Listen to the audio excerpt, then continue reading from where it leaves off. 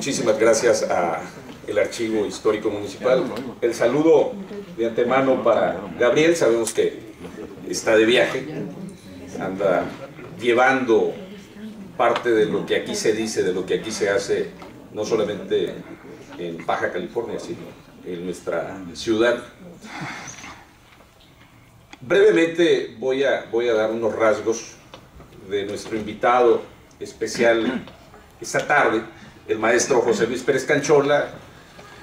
Y bueno, la idea es entablar un diálogo, dado su participación que ha tenido Pérez Canchola en la vida social, en la vida política, y no solamente eso, sino también en la vida académica.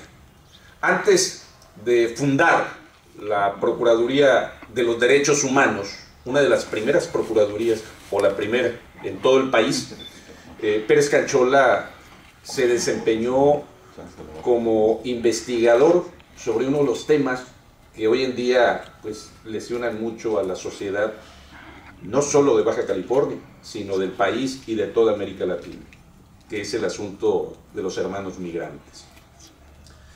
Esa parte la hace de manera independiente y apoyado por algunos grupos de la sociedad civil allá en los años finales de los 60, principios de los 70.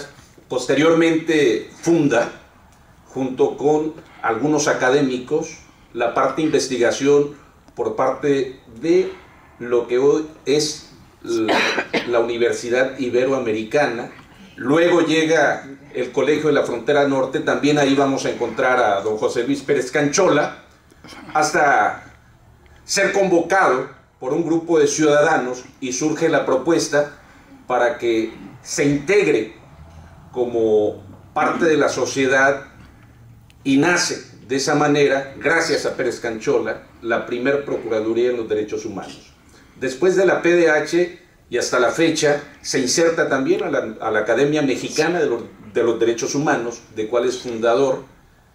De ahí en adelante, pues la vida social y política de quien hoy vamos a tener la oportunidad no solo de escucharlo, sino también de intercambiar puntos de vista, que para mi ver, yo platicaba hace un momento con algunos compañeros, es interesante la vida, es nativo además de esta ciudad, hemos compartido muchísimo sobre lo que ha representado el centro, cómo se desarrolló la zona del río y por supuesto lo que fue la Tijuana allá en los años 50, 60, hasta la Tijuana que hoy vivimos. Sin más, pues, dejo con ustedes al maestro José Luis Pérez Canchola.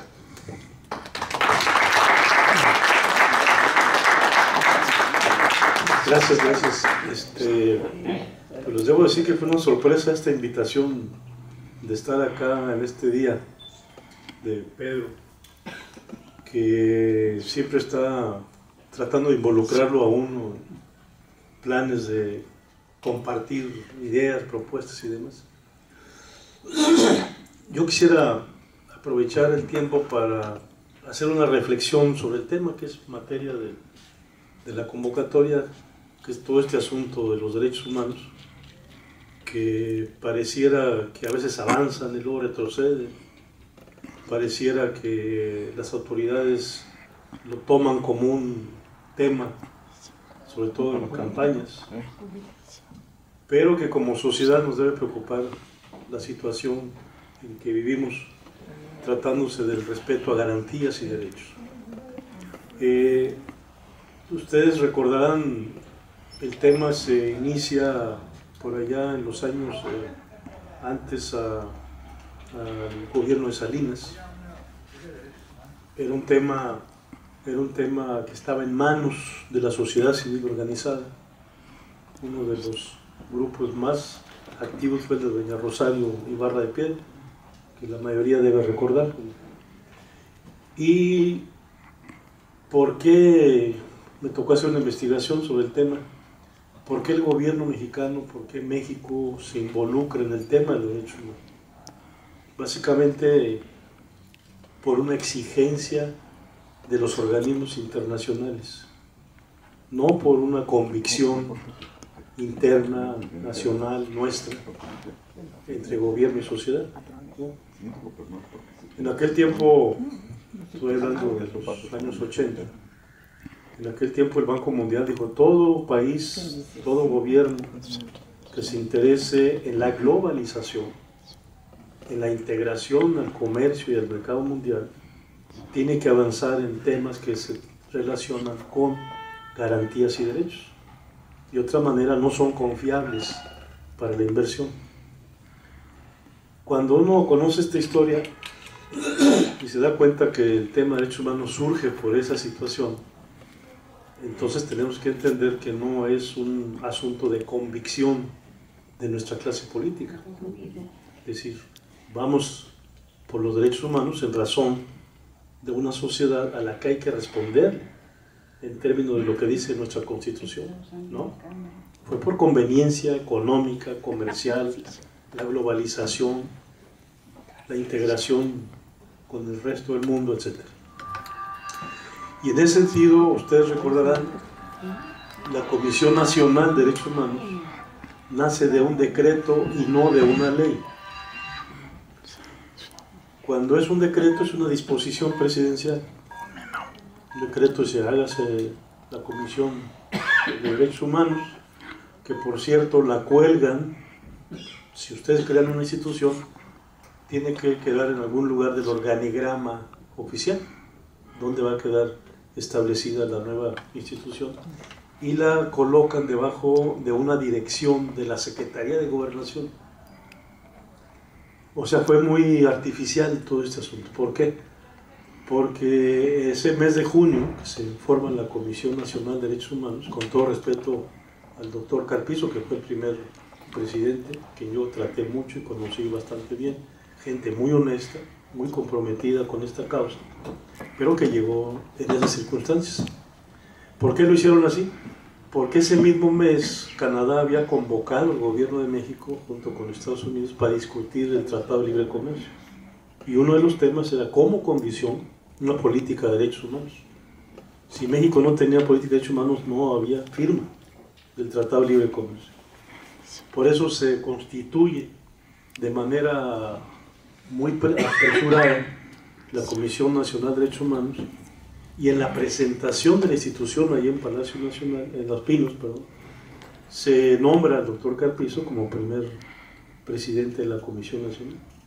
Y ya Salinas a los 5 días se va a la reunión de Canadá-Estados Unidos y anuncia: tenemos una institución ejemplar de derechos humanos, como es la Comisión, y con un personaje que había sido rector de la universidad, ustedes se acordarán, Jorge Carpizo, y ya cumple con ese requisito de decir, entra al tema de los derechos humanos. Coincide también una necesidad, hay que decirlo, social, porque poco antes habían asesinado a esta compañera de Sinaloa, que era dirigente de movimientos de derechos humanos, y había un clamor nacional de impulsar esa causa. De tal manera que quienes conocimos este proceso de manera muy cercana, nos dimos cuenta que en tanto que el tema de derechos humanos alcanzara el propósito que el gobierno perseguía, a partir de ese momento iba a disminuir su importancia, su presencia, su respeto, como yo creo está sucediendo. Y también tengo que decir, esto va al parejo de una sociedad apática en muchos casos. Una sociedad que no se involucra, que no tomó suya la causa de los derechos humanos. Nosotros decíamos, ya está el tema en la vida cotidiana del país. Ya está la comisión. Aquí fue la Procuraduría, a los 6 meses se constituye la Procuraduría de Derechos Humanos. Yo formo parte de las propuestas. Soy favorecido con el voto unánime del Congreso, por cierto. Y uno decía, bueno, ya está el tema de los derechos humanos encaminado, ahora la sociedad a tomarlo con toda su fuerza para convertirlo en una de las causas principales de lucha frente al poder. Los derechos humanos, el sentido fundamental de los derechos humanos es la defensa del ciudadano frente al Estado. Eso es lo importante de una causa como esta, pero hay que ejercerla. Hoy me encontré, ahora que falleció Galeano, ustedes saben, una pérdida tremenda para la humanidad, Eduardo Galeano, un gran pensador comprometido con las causas más sencillas. Me encontré esta frase: tratándose de los derechos humanos hay que hablar poco y hacer mucho. Muy buena la frase, sencilla pero buenísima, Eduardo Galeano. Y en ese sentido creo que si somos críticos frente a la situación de las élites o del poder, también tenemos que ser críticos frente a una sociedad que no asume su responsabilidad y su compromiso en la defensa de los derechos humanos y de las garantías constitucionales. Todos estamos muy orgullosos de que tuvimos la primera constitución en la historia con garantías sociales, políticas, laborales, en la constitución del 17. Rusia prácticamente tomó gran parte de esta experiencia para llevarlo a su constitución, pero México fue el primer país que en la constitución establece derechos concretos, específicos de la persona. Los pilares fundamentales de la constitución, que todos lo sabemos, es el tercero, el 123 y el 127. Esas son las piezas fundamentales que sostienen una de las constituciones más grandiosas en la historia, pero que no hubo un pueblo atrás de esas consignas que defendiera, impulsara, protegiera, luchara en defensa de estas ideas. Yo creo que el tema de los derechos humanos ha sido manipulado, ha sido mal usado, ha sido una forma de desviar a veces la atención.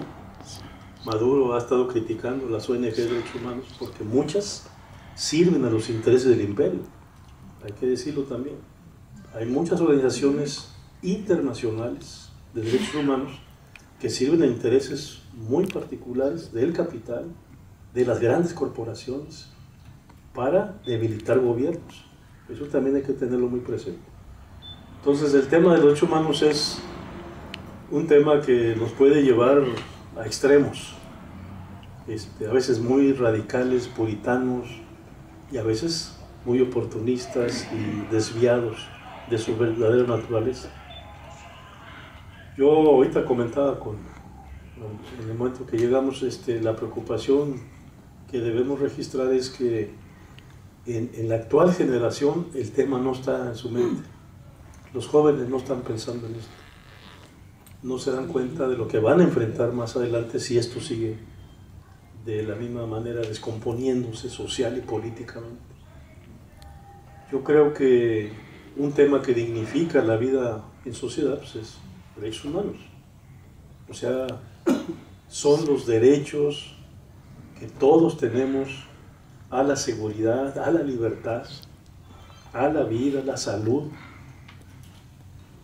Pero este fenómeno de la globalización, que todos nos damos cuenta, está orientado, y así lo dice, ¿no? Lo dice el Fondo Monetario, lo dice el Banco Mundial, Estados Unidos, Europa, está orientado a la privatización de todo aquello que sea negocio, o que pueda llegar a ser negocio. Y lo hemos dicho durante muchos años. Yo como miembro de la Academia Mexicana de Derechos Humanos he estado haciendo énfasis en estos temas, es decir, estamos llegando a un punto donde la educación es una mercancía. Estamos llegando a un punto donde la salud es una mercancía. De tal manera que la orientación de los organismos internacionales es debilitar al Estado en estas circunstancias para poder fortalecer la empresa privada dedicada a educación, salud, vivienda. En este país, acuérdense ustedes, nadie hacía vivienda más que el Infonavit, vivienda social. Hoy no, el Infonavit es una oficina financiera para empresas privadas que trabajan con los bancos. Entonces la vivienda se convirtió en un negocio privado, cuando debe ser una responsabilidad del Estado con su gente, sobre todo con los más necesitados. Pasó de noche, una sociedad que no registró eso, a pesar de que desde muchos puntos se estuvo denunciando, pero una sociedad que no lo vio, no lo valoró, lo dejó pasar. Luego viene el asunto de la salud. ¿Cuál es la queja principal? Traigo datos de la Comisión Nacional. ¿Saben cuántas quejas reciben en promedio? 350,000 atenciones al público por año. Quejas, consultas, denuncias. ¿Y saben quién ocupa el primer lugar? El Seguro Social. Falta de medicamentos, falta de espacios, mala atención. Me decía, bueno, una de las cosas más importantes en una sociedad es la salud, por supuesto, ¿no? Y eso, ¿a dónde conduce? Pues en la privatización, a las farmacias similares, consultas de 15 pesos, pero recetas de 500. Es decir, parece muy simple, pero uno que estudia todo este contexto globalizador, yo tengo una inclinación por estar revisando los acuerdos del Banco Mundial, del Fondo Monetario, del Parlamento Europeo. Ahí está. Es decir, la globalización va en el sentido de que el Estado se vaya retirando de todos aquellos asuntos de atención social, porque debe ser parte de la competencia económica y comercial. Y está la salud, por supuesto. Y yo pensé, a propósito, aproveché esta reunión para decirles, viene la privatización del agua. Exploración, extracción, comercialización, distribución del agua. Olvídense del petróleo. Es importante, y yo soy un defensor del petróleo, pero esto es peor. Esto es peor. Acabo de revisar estadísticas de ciertas empresas norteamericanas. Tienen satélites colocados ubicando en todo el mundo los manantiales más puros de agua recién nacida, para embotellarla en el lugar donde nace y vender a $30 la botella de agua de 750 mililitros. Ya está en el mercado. Y están sobre México, porque aquí hay manantiales de agua pura impresionantes. ¿Y para qué la quieren? Quieren el agua de México para el uso doméstico en California y en Texas, que está escaseando muchísimo, y embotellarla y mandarla a China y a la India, con precios altísimos. Y ya hay empresas negociando en México, en el Congreso. Pues está la ley suspendida. Ustedes se han de acordar. Hace unos días quisieron discutir la ley del agua en México, pero hubo manifestaciones, protestas, inconformidad y las suspendieron. Por eso quería plantear el asunto. Si logramos, yo no digo que salgamos a grandes marchas, pero vamos juntando 5,000, 10,000, 20,000 firmas, lo que se pueda en Baja California. Dirigir a las comisiones especiales del Congreso y decirles, no queremos que se privatice el agua en este país. Si no, los diputados dicen, bueno, pues nadie protesta, nadie dice nada, nadie reclama, todo el mundo ahí con el Facebook nada más descargando su enojo, eso no pasa nada. No sé, yo dejaré la propuesta, pero creo que hay que hacer algo en ese sentido. Y por supuesto que es un tema de derechos humanos. El derecho al agua, en razones que tienen que ver con la calidad de vida de las personas. Si nos van a dejar el agua de menor calidad, el agua tratada, si eso no podemos permitirlo, ya pasó lo del petróleo, a ver qué se hace después, pero esto me parece que debe unir como nunca a la sociedad. Es decir, esto no puede ser. Y ya no por tanto por nosotros, que ya estamos bastante grandes, los que vienen, niños, jóvenes, los nietos, bisnietos, etcétera, ¿qué va a pasar con ellos?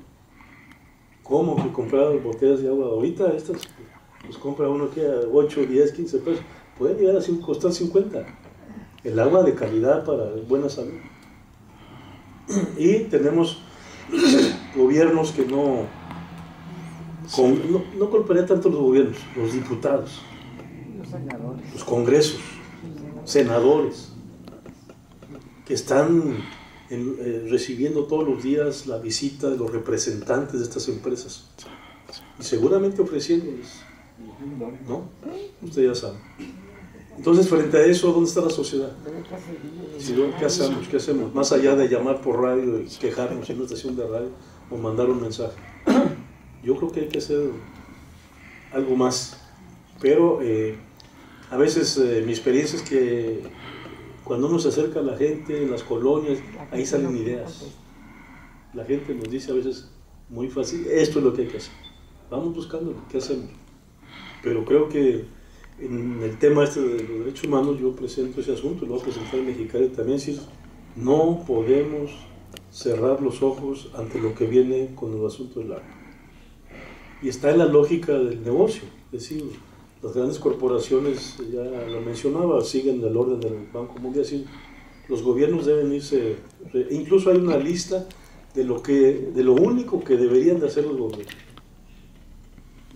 Acuñar moneda, hacer la moneda, seguridad nacional, 2, 3 cositas más. Todo lo demás, salud, educación, limpieza, eso va a la privatización. Y una privatización que queda en manos de los más grandes capitales que nos podamos imaginar. Carlos Slim rápido se montó, ya tiene su gran empresa petrolera. Él tiene una empresa nada más de exploración satelital y no, ahorita ya le autorizaron la ampliación de sus empresas para que puedan localizar, extraer, comercializar, procesar petróleo. ¿Y esa ganancia a dónde se va? No llega a la gente. Y lo mismo va a suceder con muchas otras cosas. Yo medía cómo iba creciendo el registro de estudiantes en escuelas privadas. Después, hace 25 años, era el 8 o 10%.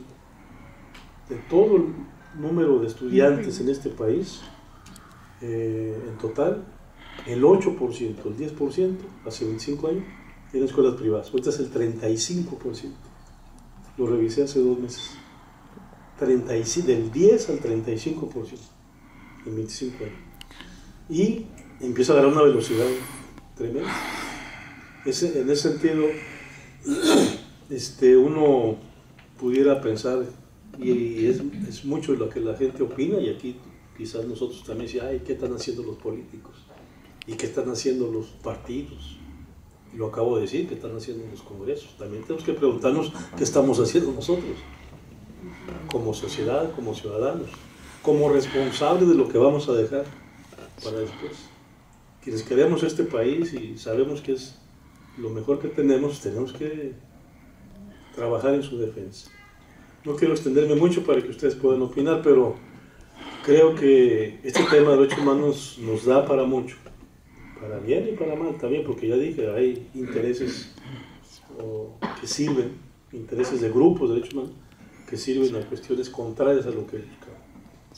Yo siento que estamos viviendo tiempos, los italianos decían hace 100 años que todas las generaciones de clase política tenían cierto porcentaje de simuladores.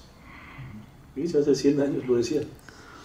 Yo a veces le digo a Pedro, estamos viviendo tiempos donde tenemos el mayor número en porcentaje de simulación. Y ahora en campañas pues, lo vemos con más fuerza. Desgraciadamente, yo conozco mucha gente que es candidato, dirigentes de todos los partidos, tengo amistades en todos los partidos. Gente buena, gente que cree en los proyectos, pero que no tiene la visión global de las cosas. Entonces se convierten en instrumentos muy pequeños de intereses que no alcanza uno a ver el tamaño de esas fuerzas. Es decir, estamos abriendo a nuestro país a intereses poderosísimos que no alcanzamos a ver el resultado final. Y eso sin mencionar todo el tema del narcotráfico, crimen organizado, el saqueo de los bancos. Santander acaba de hacer una fiesta en España, enero, febrero, porque México les dio las mayores ganancias en el mundo como país. Y allá se va el capital ese, las ganancias. Es decir, hay mucho que hacer, pero viéndonos a nosotros mismos, yo digo, ¿y los jóvenes? ¿Dónde están? ¿Qué están haciendo? ¿Cómo los podemos motivar? Yo procuro, le dije a Pedro, yo estoy aceptando nomás pláticas cuando son escuelas, universidades, porque hay que hablar mucho con los chamacos. Pero me doy cuenta, quieren los que están sobre todo en derecho, las universidades. Quieren el éxito lo más rápido posible con el menor esfuerzo posible. Todos están pensando en cómo hacer dinero y cómo triunfo, cómo alcanzo el éxito profesional de manera rápida y sencilla. Dije, no, así no vamos a llegar a ningún lado, y se facilita la penetración extranjera. Mucha gente se pregunta, la materia de civismo que ustedes recordaron, la sacaron. No, fue una orientación del Banco Mundial hace 20 años, 25 años. Yo recuerdo haber tenido el documento. Si quieren ser parte de la globalización, vayan quitándole a sus pueblos ese sentimiento de nacionalismo, de patriotismo, porque van a ser los opositores al capital internacional. Y tiene lógica. Por lo que yo cuando leí eso, tiene toda la lógica.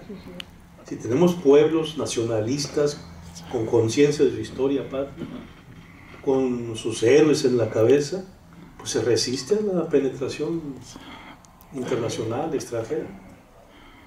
Protege lo nuestro. No, ellos, fíjense lo que decían. Y yo les puedo decir, yo tuve esos documentos en mi mano.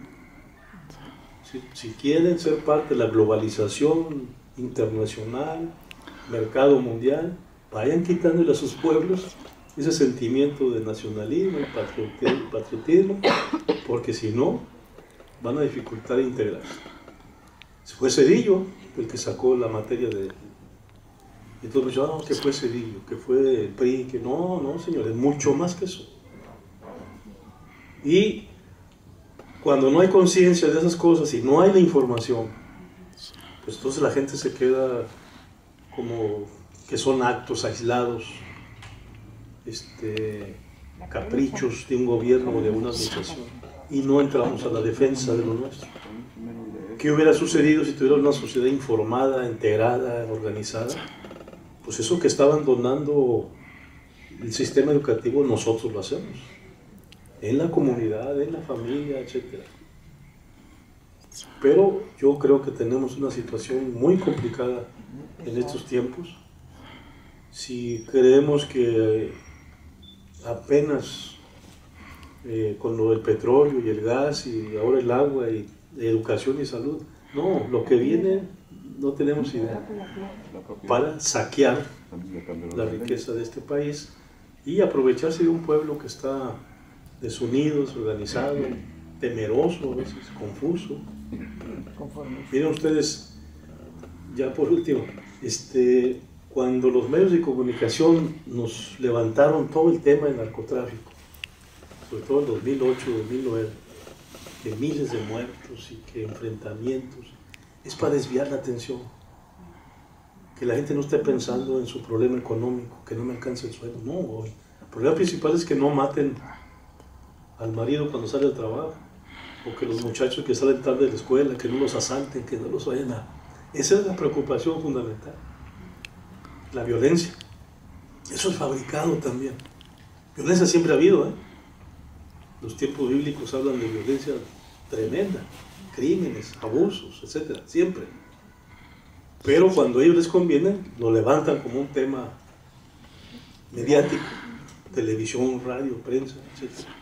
Y la gente se desvía psicológicamente hacia eso, que sí es delicado, pero ellos pasan leyes y leyes y leyes y ni cuenta nos damos. Entonces yo creo que en ese sentido sí hay que señalar responsables allá arriba, pero también aceptar responsabilidades nuestras, como sociedad, como hombres y mujeres que no hemos estado a la altura de las circunstancias que le presentaron a este país.